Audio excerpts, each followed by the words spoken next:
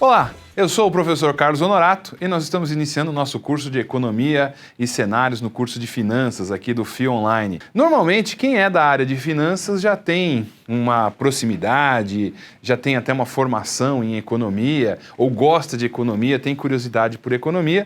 E o nosso papel aqui é de tentar levá-los a entender como as coisas funcionam, trazer um pouco de uma discussão até teórica, mas teórica sem ser chata, quer dizer, uma discussão teórica que vai ajudar vocês a tomar melhores decisões aí no mundo das empresas e no mundo da gestão financeira, né? Então, o que é moeda? Né? Essa definição. A definição clássica de moeda é de qualquer elemento que a gente use como meio de troca, meio de pagamento, certo? Então, se a gente olhar desde o início dos tempos aí, quer dizer, a moeda tem uma história, né? E essa história ela começa lá atrás com o sal, né? Inclusive o pessoal define que salário vem da palavra, vem da moeda, sal, né? Então eu pagava as pessoas eram pagas com um punhado de sal, um volume de sal, né? Que era usado lá para conservar a comida, tudo mais. Esse era o salário das pessoas, né?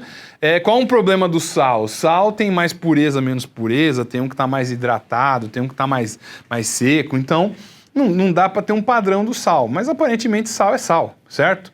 Então 1 quilo de sal era uma moeda.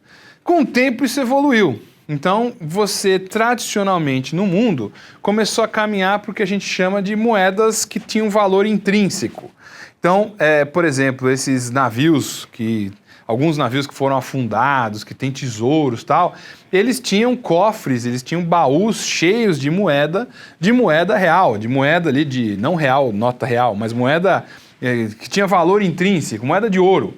Então, moeda de ouro, não importa o que está escrito ali, o importante é que é ouro. Inclusive, por que o ouro foi muito usado como moeda? Porque o ouro é um metal de fácil moldagem, então ele derrete relativamente fácil. É fácil você eliminar as impurezas do ouro, né? E além de tudo ele é bonito, dourado, ele sempre significou, né, valor financeiro. Então você tinha o hábito de cunhar moedas em ouro. Então você cunhava moeda de ouro e colocava lá, isso aqui tem o peso de 1 libra. Por isso que, por exemplo, boa parte das moedas tem o nome de uma medida. Então, libra é o peso, né? Peso, a moeda argentina chama peso, a moeda espanhola peso, quer dizer, é tudo relacionado com o peso daquela moeda. Então, a moeda pesava tantas gramas ou tanto e tinha aquele valor impresso na própria moeda. Qual o problema do ouro, né? O problema dessas moedas de ouro? Com o tempo, ninguém é bobo no mundo, o pessoal começou a fazer o ouro menos puro, teve gente que misturou outras coisas, não tinha ninguém certificava que 1 quilo de ouro era 1 quilo de ouro mesmo, né? Então, à medida que você foi tendo essa dificuldade, você também criou necessidade de ter alguém que certificasse que aquele ouro era aquilo, né? Que aquela moeda de ouro, aquela barra de ouro tinha 1 quilo, aquele quilo era aquele quilo, né? Então, os governos, né, assumiram essa posição e esse é o ponto que a gente tem numa discordância curiosa quando a gente vai discutir, até vai falar um pouco mais para frente sobre teorias monetárias. Mas do que? Do grupo que diz que a moeda surgiu naturalmente como uma troca, então eu precisava pagar um serviço, eu usei a mercadoria sal para pagar esse serviço, e tem gente que diz que a moeda veio não, o governo veio e instituiu que a moeda dele é essa e eu só aceito moeda de ouro se tiver essa cunhagem, né? Ou eu só aceito se ela for emitida por mim ou certificada por mim, né? Com o tempo e com a necessidade de você ter mais dinheiro circulando, né, a gente saiu da moeda com valor intrínseco e foi para a moeda com valor fiduciário. O que significa isso? A moeda que está escrita no papel.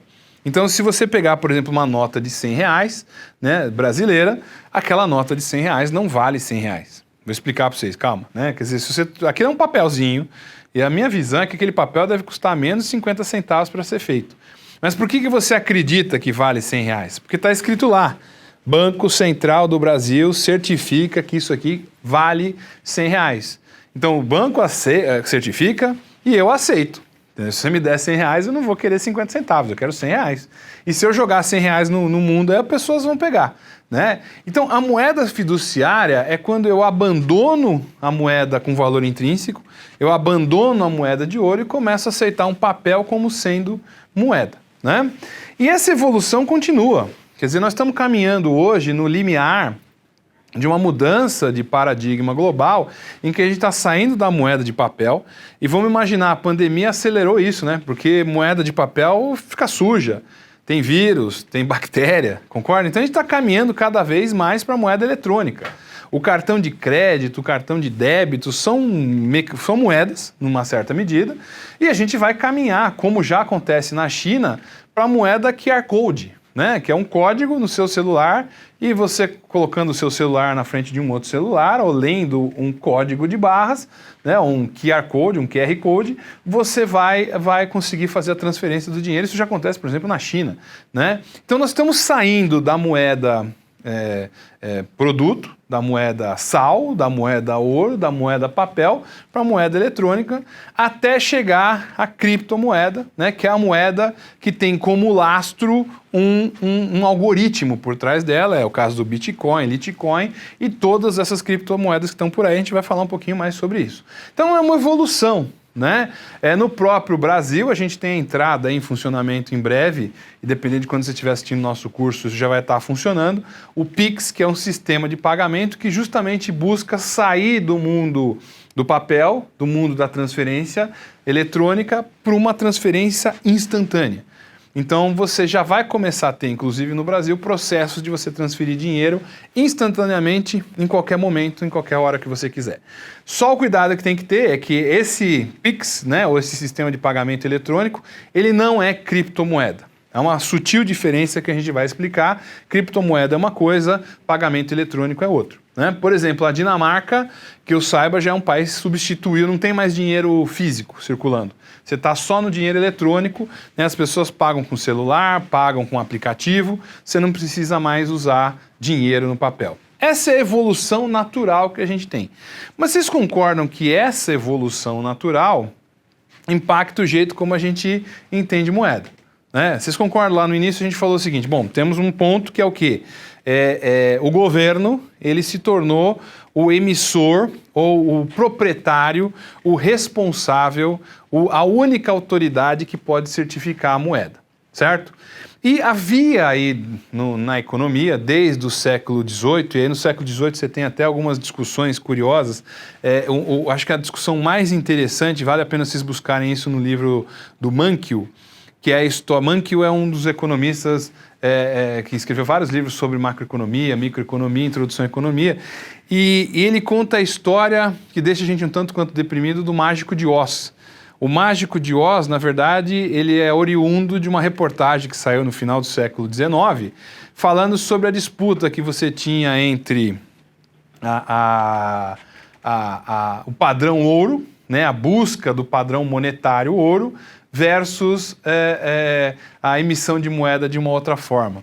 E é curioso, assim, quando você pega, por exemplo, a história, se vocês lembram do Mágico de Oz, você tem a Dorothy, né, que era a típica americana lá do meio oeste, né, ela passa por um furacão, e aí no furacão ela vai num reino encantado em que ela encontra o leão, que não é o leão do imposto de renda, esse leão é a representação de um político da época, o homem de lata, que era o industrial, e o espantalho, que representava o agricultor. E eles seguem felizes cantando, né? O leão tinha medo, acho que era o homem de lata tinha medo, eu já não lembro mais, mas enfim, era o pessoal sair andando naquela estrada feliz. O homem de lata não tinha sentimento, o espantalho, ele achava que não tinha cérebro e o leão tinha medo. E esse pessoal saía pelaquela estrada dourada, que é o padrão ouro, tentando encontrar o Mágico de Oz para eles poderem voltar para casa. E quando eles encontram o Mágico de Oz, aí é importante, contém spoilers, tá? Então se você não assistiu o Mágico de Oz, eu estou dando um spoiler, pula esse pedaço que eu estou falando, né? Eles encontram com o maravilhoso Mágico de Oz. Bom, o filme é de 1939, se vocês não assistiram até hoje, azar de vocês, porque não é possível não ter assistido um filme de 39, né? Mas eles encontram o Mágico de Oz. E quando encontram o Mágico de Oz, qual que é o problema? O Mágico de Oz é uma farsa. Na verdade, ele não é mágico nada, ele tem uma máquina, ele tem um equipamento lá que funciona. Qual que é a moral da história? Eles dizem o seguinte, você seguir o padrão ouro vai te levar ao fiasco econômico. É trágico, né? Uma história infantil a gente transformar num elemento econômico.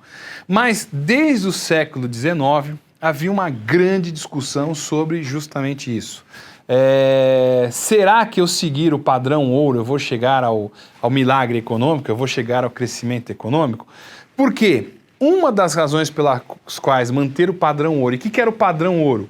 Um país só podia emitir dinheiro na mesma quantidade de reservas de ouro que ele tinha. Você sabe que tem gente que até hoje pensa que ainda é assim. Você só pode emitir dinheiro na quantidade de ouro que existe. Não é assim mais. Quer dizer, até os anos... no começo do século, você tinha essa discussão se um país poderia fazer isso ou não. E mesmo no início do século XX, ficou padronizado que um país só poderia emitir ouro na mesma quantidade... Desculpa, só poderia emitir moeda na mesma quantidade de reservas de ouro que ele tinha. Só que o que aconteceu? Em 1929, nós tivemos a crise econômica da quebra da Bolsa de Wall Street, que foi a maior crise, talvez até agora, na crise do coronavírus. Então, tivemos a crise de 29, tivemos um programa do governo americano que a gente chamava de New Deal, que era para tentar fazer as pessoas trabalharem, então era uma interferência forte do governo, gasto de dinheiro do público para fazer as coisas funcionarem. Você teve a Segunda Guerra Mundial, onde teve que gastar, principalmente os Estados Unidos tiveram que gastar uma fortunas para poder produzir armas, equipamentos, roupas e suprimentos para os aliados e para ele ganhar a guerra.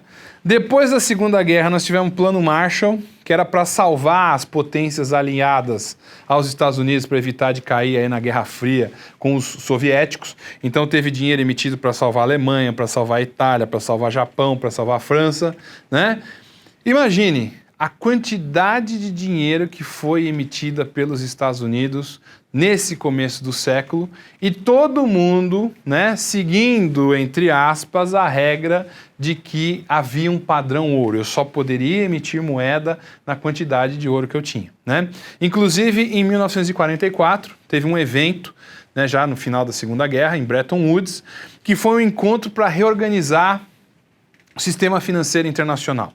Então essa reunião de Bretton Woods foi a que organizou o jeito como a economia funciona, mais ou menos, os bancos centrais e tudo mais, e já num olhar de que quem era a potência dominante naquela época seria os Estados Unidos. Então, até o início da guerra, a potência dominante era o Reino Unido, a Inglaterra, e o Reino Unido, Escócia, Irlanda e País de Gales, tanto que a moeda referência de valor do mundo até aquele momento era a Libra. E aí, com o fim da guerra, necessariamente a gente percebeu que o poder migrou da Inglaterra para os Estados Unidos. E ficou combinado lá em 1944 o seguinte, quer dizer, um país só pode emitir moeda no padrão ouro, ela tem que emitir moeda na quantidade de ouro que ele existe. Deu para perceber que com a Segunda Guerra, crise de 29, Guerra Fria, os Estados Unidos começaram a emitir muito mais dinheiro do que eles tinham em ouro. E só no início da década de 70, especialmente os franceses, começaram a chegar à seguinte conclusão: nós temos um problema aqui, Os Estados Unidos estão mandando um monte de dólar para cá, só quero saber se isso aí vale mesmo. Tudo bem, estão ajudando a gente, mas eu preciso saber se isso vale. E aí foi uma das questões, os franceses começaram a questionar, eu quero pegar esse monte de dólar que eu recebi dos americanos, eu vou lá para os Estados Unidos e quero trocar isso por ouro. Quando os franceses fizeram isso, eles tiveram uma infeliz surpresa. Os americanos disseram, olha, desculpa, querida França, pardon, monsieur, mas faz muito tempo que eu emito muito mais dólares do que eu tenho em ouro.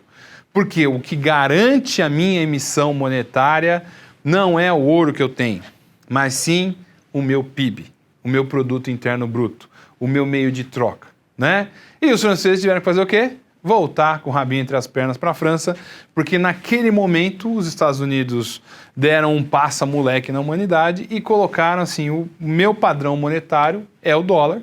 Por quê? Porque eu consigo emitir moeda, eu não tenho essa quantidade de ouro suficiente, mas a minha economia americana garante essa emissão de dinheiro que eu faço.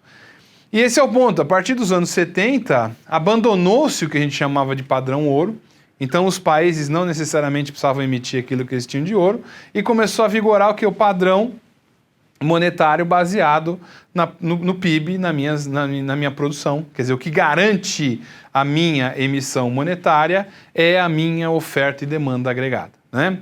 Isso criou uma série de dificuldades e, principalmente, isso consolidou o poder norte-americano dos Estados Unidos após a Segunda Guerra. Só para vocês terem uma ideia, no final da Segunda Guerra, os Estados Unidos tinham praticamente 70% da produção mundial. Não é à toa que eles se tornaram a potência emergente, né? Só que o ponto-chave é o seguinte: desde os anos 70 e especialmente agora, né, se a gente pegar esses últimos 12 anos, desde a crise de 2008, a emissão monetária americana superou em milhares de vezes o seu PIB. Eles emitiram muito mais dinheiro do que eles produzem. Tanto que se tiver algum golpista aí, alguém que queira acabar com os Estados Unidos, a minha dica é: não faça uma guerra contra os americanos. Sabe o que você faz? Junta todo o dinheiro que tem em dólar no mundo, leva para os Estados Unidos e aplica lá. Você vai ter duas consequências: uma inflação gigantesca, porque muito dinheiro entrando vai aumentar o preço das coisas, e uma queda de valor, porque ao mesmo tempo que o preço sobe, o valor das coisas diminui, né? Então a forma de ganhar dos Estados Unidos não é fazer guerra, é simplesmente levar todo o dólar para lá. E essa discussão sobre a moeda é a discussão que está sendo feita hoje. E vamos parar para pensar: todas as medidas que foram indicadas e informadas pelos governos na crise do coronavírus mostram que emissões bilionárias, quase trilionárias de dinheiro, sem nenhum lastro. O que seria lastro da moeda, né? Então, você tem o lastro até o fim do padrão ouro. O lastro era o ouro. Depois do padrão ouro, qual que seria o lastro? A produção. Então, mesmo quebrando o padrão ouro, a quantidade de dinheiro emitida pelos Estados Unidos particularmente, mas Europa, Japão também fizeram isso, é muito superior. E, teoricamente, a discussão é: essa emissão de dinheiro quase infinita deveria gerar inflação global. Essa é uma discussão curiosa, quer dizer, se emitiu um monte de dinheiro no mundo e não necessariamente a gente tem inflação. A gente vai comentar já uma crítica que tem a isso, né? O fato é: uma moeda, para poder existir, ela tem que ter 3 componentes. Ela tem que ser confiável, ela tem que ter disponibilidade e ela tem que ter lastro. Como nós vimos, assim, vamos pegar o real, né? Real tem confiabilidade? Tem. A gente acredita no real. Concorda comigo? Real tem disponibilidade? No Brasil tem, né? Se você circular pelo Brasil, tem real suficiente voando aí pelo Brasil. Real tem lastro? Tem, né? O lastro não é o PIB? Sim. Ou pior, o lastro pode ser o dólar, concorda? Então, se eu tenho reservas em dólar, o valor da minha moeda real fica melhor. Por isso que quando eu comparo o Brasil com a Argentina, por exemplo, a Argentina não tem quase reservas. Então, um dos fatores que faz com que a moeda argentina seja menos valorizada do que o real é porque não tem lastro numa moeda forte que é o dólar. Agora, vamos ao dólar. Dólar tem confiabilidade? Tem. Está escrito lá no dólar, né? Se pegar na moeda de $1, tá lá. In God we trust. Quer dizer, em Deus nós acreditamos. Então tem lastro. Tem disponibilidade o dólar? Tem. O mundo inteiro aceita dólares. Até os terroristas malucos que são contra os Estados Unidos, eles aceitam. Eles são loucos, mas não são burros. Eles aceitam dólares, né? E o dólar tem lastro?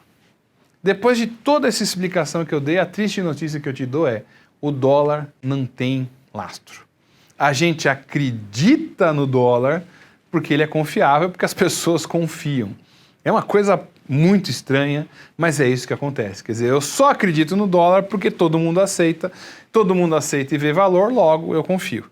Então, vocês começam a perceber, e a gente vai discutir isso mais adiante, que um dos desafios que a gente tem na economia é que, com a emergência da China como potência, segunda potência, em breve provavelmente a primeira economia do mundo.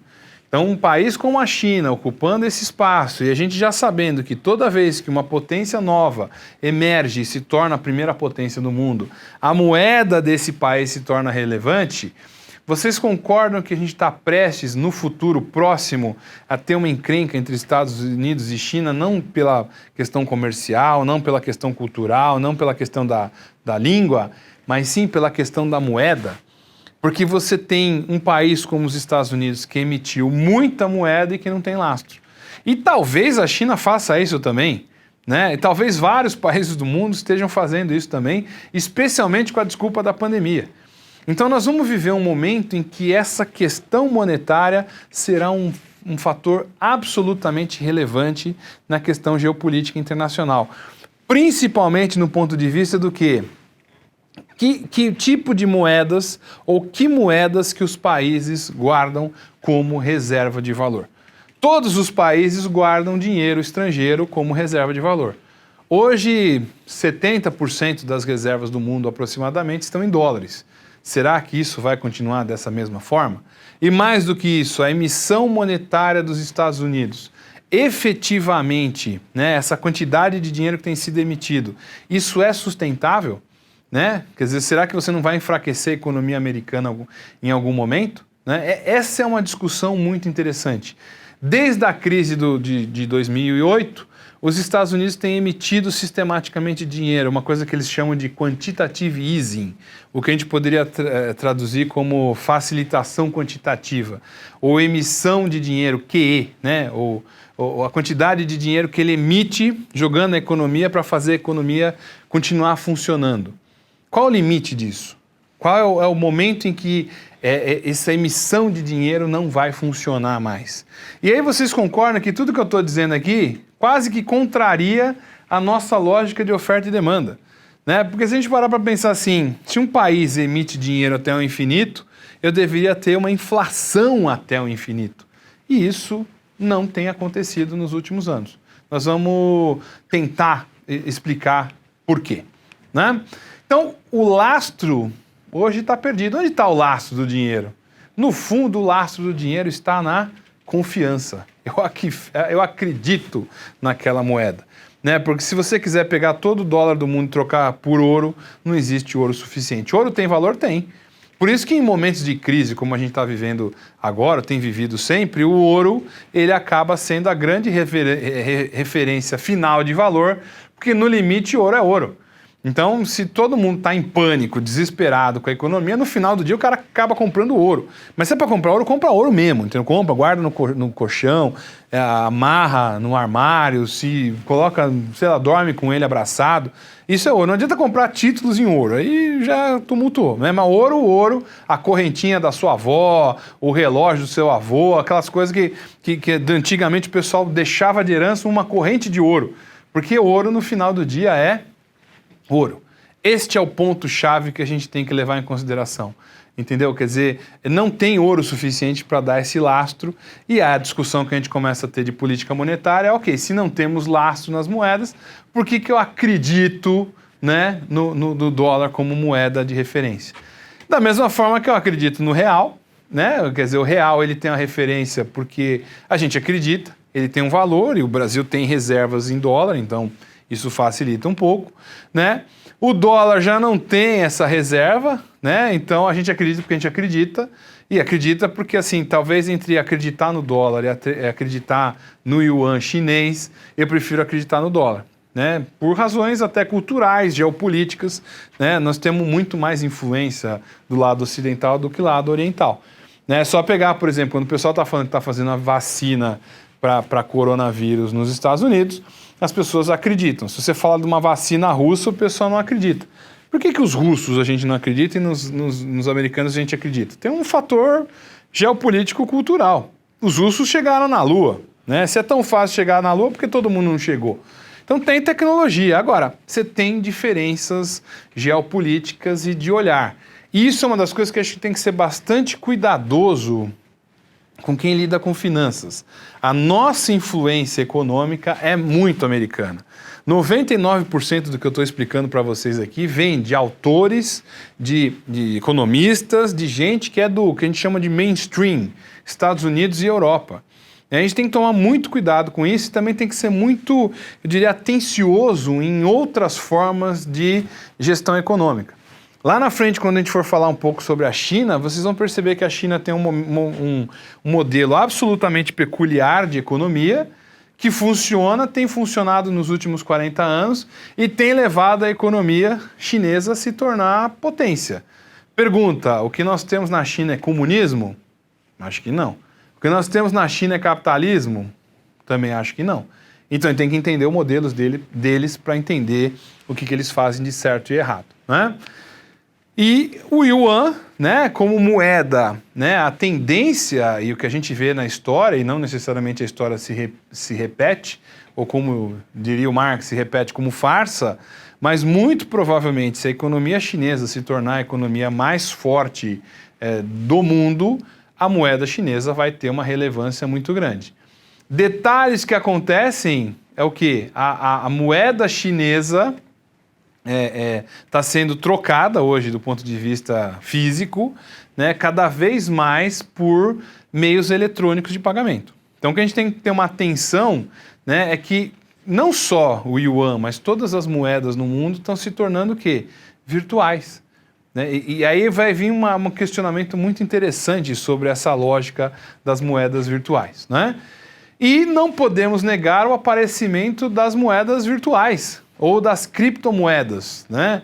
Que são moedas que têm surgido nos últimos anos, de uma forma até um tanto quanto assim misteriosa, né? Quer dizer, eu confesso para vocês que não é trivial a gente entender criptomoedas. Às vezes eu preciso tomar um chá de orégano, entendeu? Tomar um refrigerante sem gás, né? Uns negócios assim para poder entender como que funciona a criptomoeda. A gente vai explicar um pouquinho isso agora. Mas criptomoedas, em geral, são baseadas numa lógica, né, eletrônica, né, num algoritmo que dá a base. E da onde vem a discussão, eu diria, ideológica das criptomoedas? Da onde vem a discussão da criptomoeda? Vem de um elemento muito interessante. Eles dizem o seguinte, os originais, né, quem eu diria que criou as criptomoedas, e eu vou dizer mais, a gente não sabe nem quem criou. A gente não tem certeza das pessoas que criaram essas criptomoedas. Mas qual que é o princípio básico de quem defende criptomoeda? Veja, se nós estamos num mundo em que a gente aceita o dólar, que é uma moeda que não tem lastro, se eu aceito uma moeda que não tem lastro em nada, por que eu não aceito uma moeda que tem lastro num algoritmo? Este é o argumento muito forte para a gente sair do dólar e ir para uma criptomoeda. Então veja que interessante, o dólar como referência de valor global, ele está sendo, eu diria, atacado, entre aspas, pelo yuan, né, por uma moeda chinesa, né, de uma economia que está crescendo, e por outro lado está sendo atacado por criptomoedas, por algoritmos que vão fazer essa transformação. Né?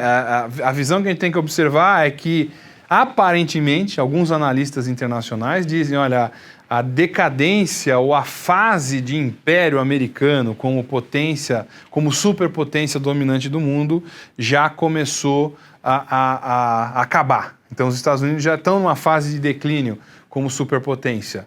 A questão é quem vai ocupar nesse lugar.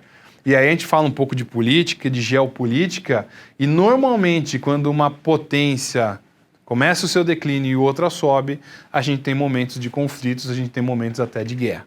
Né? Por isso que o pessoal tem muita preocupação com essa China que está subindo, que está crescendo, versus os Estados Unidos que está tendo esse declínio. Esse é o ponto que mais para frente a gente vai discutir geopolítica econômica para falar um pouquinho sobre que tendências que a gente tem nesse mercado.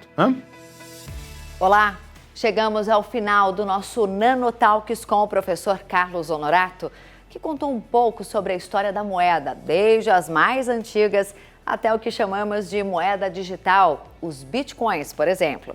Caso você ainda não tenha assistido os demais Nanotalks e as 3 aulas do seu curso Futuros Investidores na Sala FIA Online, eu recomendo fortemente que você aproveite enquanto pode. Confirme a sua presença nas aulas e assista aos conteúdos.